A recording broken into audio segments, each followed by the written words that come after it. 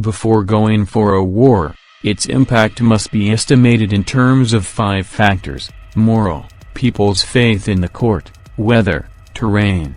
Army can travel 10 miles a day under normal conditions, command, capabilities of the general, and doctrine, organization and operations. A general must be able to administer reward and punishment without being excessive on either. All warfare is based on deception. When capable, feign incapacity; when active, feign inactivity. Encourage the enemy's arrogance by pretending inferiority. Appeal to the enemy's primitive instincts by offering physical goods and sexual pleasure. When the enemy is at ease, tire him. When he is united, divide him. War drains sovereign's wealth, therefore, it must be done at a supernatural speed with the victory as the sole objective. Try to capture and use enemy's resources as soon as possible, that is, by winning the battle and becoming more stronger. Offensive strategy: do not focus on killing. Try to take the state intact. The focus should be on winning, and if possible, without even engaging in the battle. The supreme excellence in war is to attack the enemy's plans, rather than the enemy. If that's not possible, disrupt his alliances. If that's not possible, attack his army. Worst is to attack cities. Depending on the relative strength of your army, be ready to withdraw if yours is weak, and be ready to surround if yours is really strong.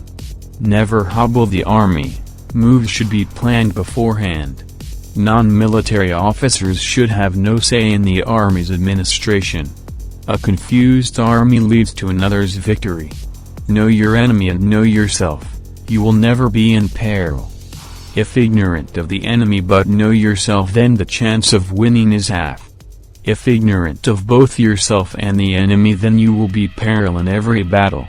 Those skilled can make themselves invincible but cannot cause an enemy to be certainly vulnerable. Those skilled in war defeat the enemy easily because they create appropriate conditions for ensuring victory. The armies destined to be defeated fight in the hope of winning, while a victorious army wins its victories before seeking battle. The normal force is used to engage the enemy, while extraordinary is needed to win. An army needs limitless combinations of both to win. A hawk breaks the body of its prey by proper timing. An overwhelming momentum with precisely regulated attack leads to victory. Apparent confusion is the result of the good order. Apparent cowardice of courage and the apparent weakness of strength. A skilled commander seeks victory from the situation and does not demand it from his subordinates. He creates situations which can be exploited by his men. Weakness and strengths: the one who occupies the field first has an advantage. Therefore, always bring the enemy to war rather than being brought by him. Attack where the protection is low. Against those skilled in attack, the enemy does not know where to defend. Against those skilled in defense, the enemy does not know where to attack. Experts attack like the wind and disappear like lightning. The enemy should not know where the attack will be from, therefore, forcing him to prepare in all directions and hence, dilute its strength. Thus, a skilled general is able to gain victory by modifying his tactics in accordance with the enemy situation. The whole army cannot move together. Some units will be slower than rest. It's important to take care of the slow baggage and protect them.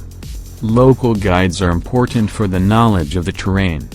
Troops cannot see or listen to each other easily. Flags and drums are the only options for the guidance.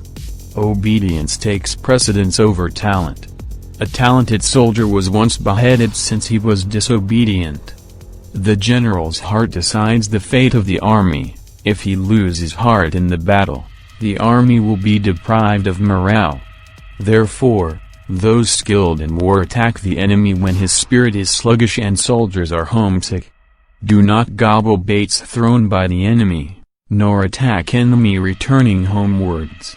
Always leave a way for the enemy to escape, or else they will fight for survival. The 9 variables. Never camp in the low-lying ground.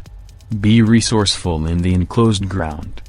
Be ready to fight on death ground. Sometimes the general need not obey orders from the sovereign. A good general never assumes that he won't be attacked but rather makes oneself invincible. A reckless general is killed. A coward one is captured. A quick-tempered one is fooled. One with a delicate sense of honor culminates. Compassionate one can be harassed. These traits lead to the ruin of the army. Marches, in the mountains, stay close to valleys.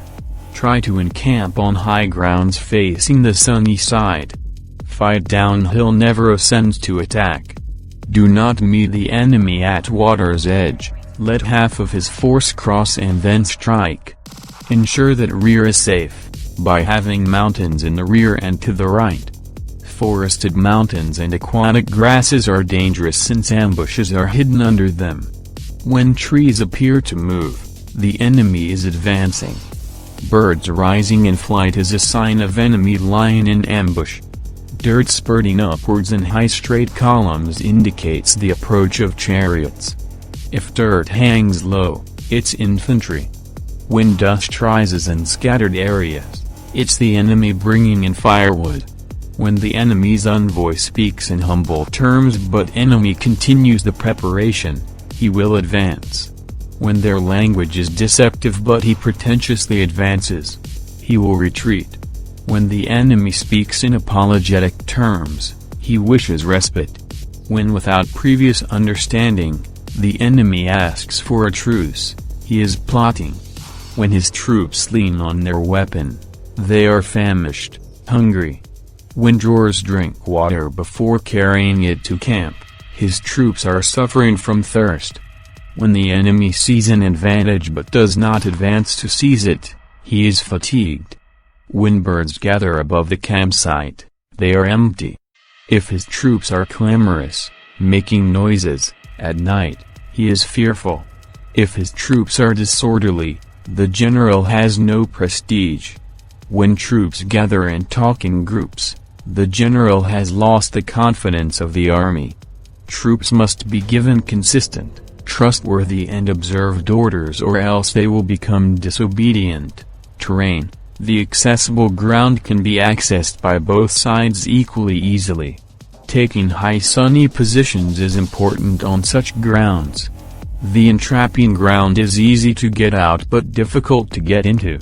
In such a ground, sallying, going offensively, out on unprepared enemy may lead to victory, otherwise, any move might be unprofitable. The indecisive ground does not offer any advantage to either side. In such a case, pretend to depart and pull the half of enemy's force out and then strike him. In constricted ground, try to block the passes. In the precipitous, steep ground, take sunny heights and wait for the enemy. Strong troops and weak officers equals greater than insubordinate army. Ineffective troops and courageous officers equals greater than distressed army. Inconsistent or weak general equals greater than disordered army. Know the enemy, know yourself equals greater than your victory will not be endangered. Know the ground, know the weather equals greater than your victory will be total. The 9 varieties of ground. A dispersive ground is one's own territory.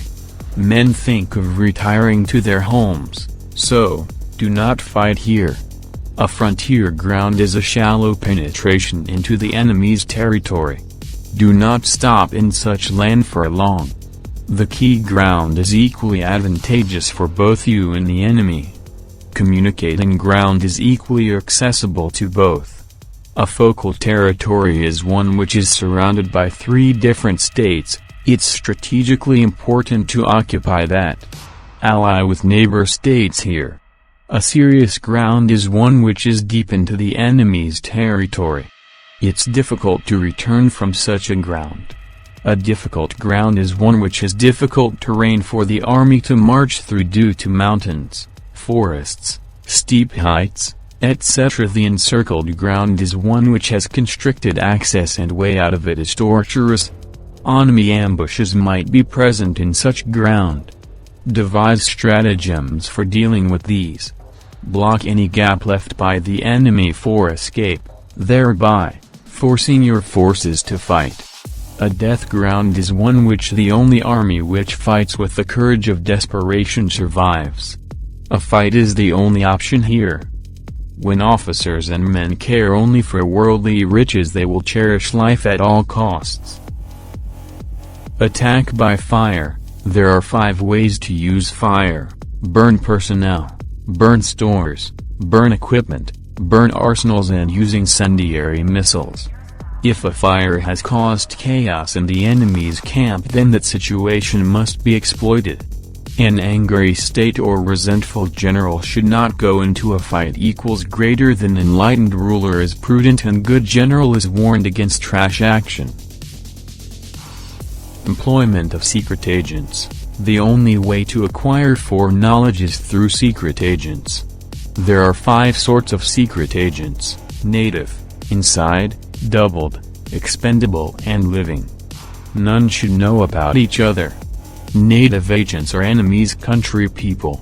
Inside agents are enemy officials. Doubled agents are enemy spies. Expendable agents are the ones given fabricated information. Living agents are those who return with information. Secret agents are close to the general. Most conversations are mouth-to-ear matter. Bribe enemy's agents and make them double agents. Use them to recruit native and inside agents. Double agents can provide right ideas on what information can be given to expendable agents, which despite being false will appear trustworthy. An army without secret agents is like a man without eyes and ears. Do you love reading such types of books? We are here to help you.